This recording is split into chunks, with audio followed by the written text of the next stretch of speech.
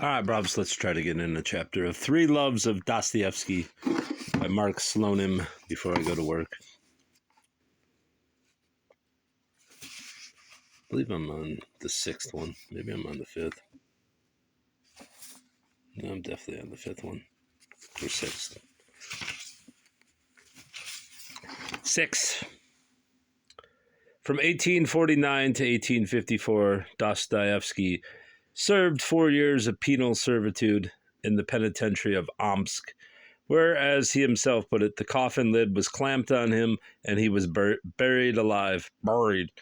The supposition of certain biographers that his term was not a bad thing after all is patently arbitrary. Dostoevsky himself has given a perfect description of it in a letter dated November 6, 1854. It was inexpressible, interminable suffering, to say nothing of physical deprivations, nervous seizures, rheumatism in his legs, stomach ailments, insults and degradations. Major Krivtsov, birch-steady convict who slept on his left side and not the right, as the regulations demanded.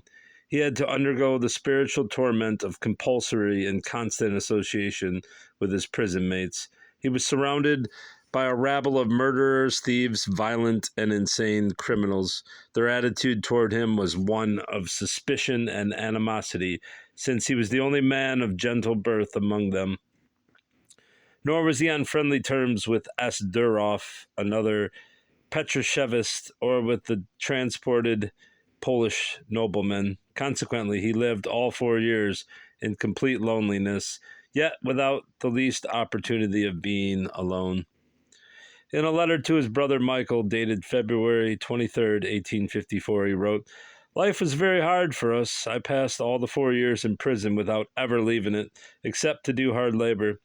At work, I strained myself beyond my strength in inclement weather, in the wet, in the mire, or in the unbearable frost of winter. We lived piled up on one another, all of us together in a single barrack. In summer, unbearable stuffiness. In winter, insufferable cold. All the floors were rotted through. The dirt on the floor was an inch thick. You could slip and fall. We slept on bare wooden ledges, with nothing but a pillow allowed, fleas, lice, and cockroaches by the bushel. For food, they gave us bread and sauerkraut soup. At Lent, just boiled cabbage. My stomach became unbearably upset, and I was sick several times. Owing to the derangement of my nerves, I had epilepsy. I still have rheumatism in my legs." In February 1854, Dostoevsky was set free and was sent to Semipalatinsk, I know that's botched, forgive me, to serve as a private in a Siberian infantry regiment. Military life was certainly not easy for him, since it meant early morning drill, marching, dress parades, felling timber more than 20 miles from town, harsh discipline maintained with bludgeons, birch rods, and blows that knocked the teeth out. In the filthy wooden barracks, the soldiers slept 2 to each narrow ledge of bare boards, with hungry rats scurrying between the ledges. The men ate mostly thick soups, dipped out of an iron trough with wooden spoons which they had to carve themselves. But to Dostoevsky, this seemed a comfortable change after all those years in Omsk's jail. To get out of the rat race, the bondage and stifling atmosphere of the convict quarters, to go without the convict's brand of a yellow ace of diamonds on the back of his coat, and 8-pound irons on his legs, not to strain any longer with every fiber of his being in the mines and brick-making yard, to regain the status of a man, even though a drill, broken private in a battalion of the line, all these practically amounted to happiness. Several weeks after his transfer to Semipalatinsk, he wrote Michael, "For the time being, I am taken up with military service, drilling and memories of old times. My health is quite good and has improved considerably during these 2 months." He had grown stronger physically, and his nervous spells, which he defined as resembling epilepsy and yet not epilepsy, had become less frequent. Up to then, they had been recurring every 3 months. The feeling of freedom, even though that freedom was limited, was so strong that he did not mind his poverty. He had no money and could count on only small and casual remittances from Michael, nor the disagreeable things entailed by his status as a private and an ex-convict. When Dostoevsky first reported to his company, Captain Videnyayev, who was nicknamed Blizzard, told the sergeant, "This fellow comes to us from penal servitude. Keep your eyes peeled and don't give him any leeway." A few days later, Dostoevsky was quick enough about leaving the barracks, and the sergeant struck him very hard on the head. When he was visiting his friends, officers took him for an orderly and expected him to help them on with their great coats. But the most excruciating experience was standing in line with a stick and having to bring it down on the bare back of some victim being led through Green Street. As running the gauntlet was called, Vedenyayev used to stroll behind the rows of soldiers and put a chalk mark on the back of anyone who seemed reluctant with his blows or did not deal them out heartily enough. These marked backs were later beaten in their turn. Dostoevsky had to pay dearly for his part in the punishment. After one of them, he fell down in convulsions.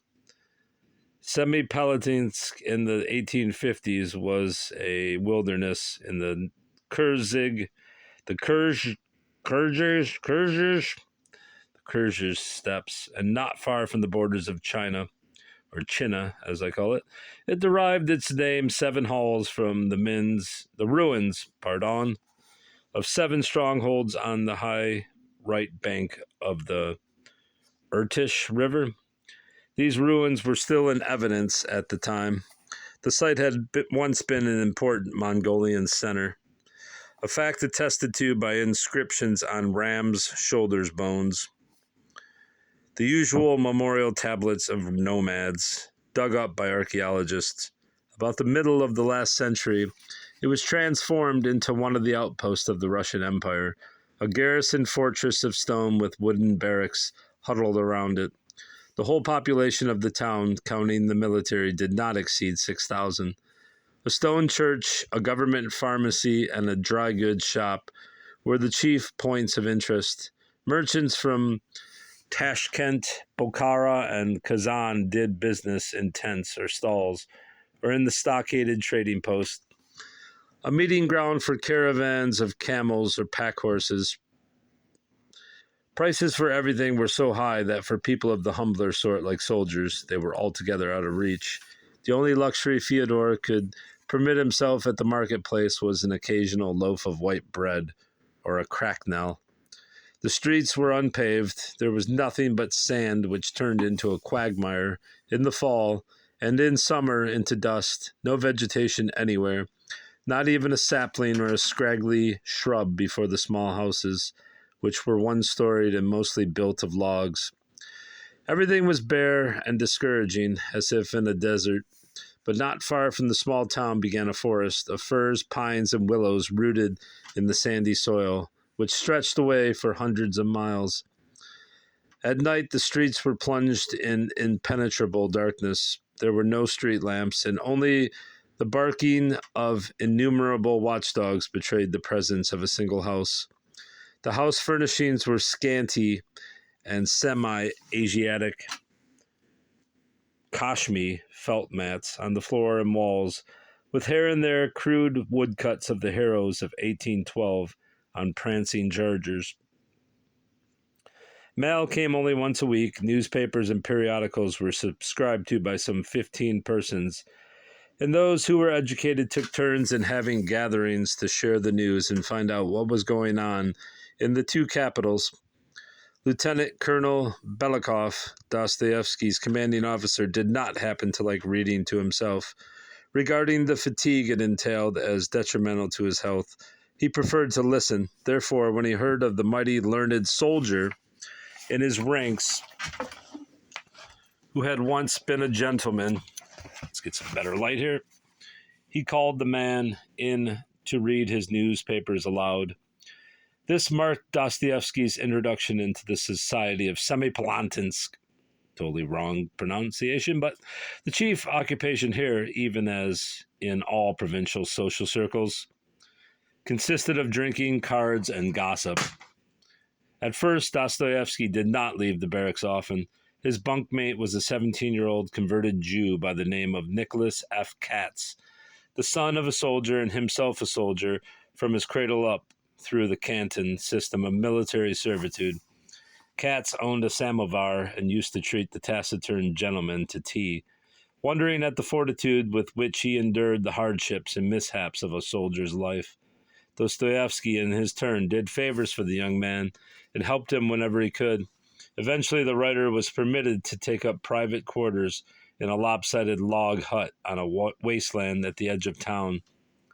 He was paying 5 rubles, $2.50 a month, for his room and board, which consisted of cabbage soup, buckwheat, gruel, and black bread. Is that pumpernickel? The low-ceiled, half-dark room, with a bed, a table, and a chair as its only furnishings, contained a startling number of fleas and cockroaches. His landlady, a soldier's widow, had a bad reputation. She was carrying on an open trade in the beauty and youth of her 2 daughters, one 16 years old, the other 20. The younger was exceptionally good-looking, and Dostoevsky became friendly with her, perhaps even more than friendly. After 4 years of penal servitude and enforced abstinence, he was irresistibly drawn to women, and every new encounter made a strong impression on him. He also formed a friendship with Lizanka, Elizabeth Neveratova, a 17-year-old beauty who sold white loaves from a stall in the marketplace. Her whole life consisted of nothing but hard work, and she supported her entire family. The soldier Dostoevsky she found appealing because of his kindness and consideration.